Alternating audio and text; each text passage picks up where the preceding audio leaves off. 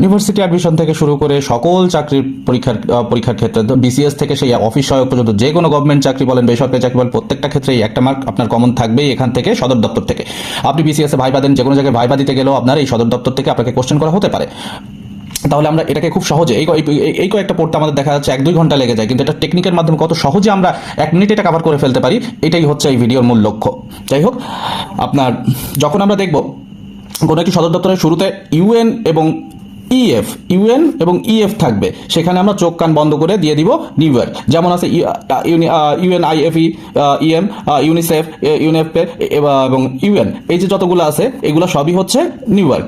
আবার দেখব শুরুতে কোনো শব্দের শুরুতে যখন দেখব যে ডাব্লিউ এবং শেষে ও আছে, সেটা আমরা চোখ বন্ধ করে দিয়ে দিব জেনেভা। যেমন WHO, WTO, WMO, WIPO, এগুলো সবই হচ্ছে জেনেভা। আবার আসি শব্দের শুরুতে যদি আই এবং তারপরে ABCDE যাই থাকুক না কেন, সেগুলো চোখ বন্ধ করে আমরা দিয়ে দেবো কি ওয়াশিংটন DC।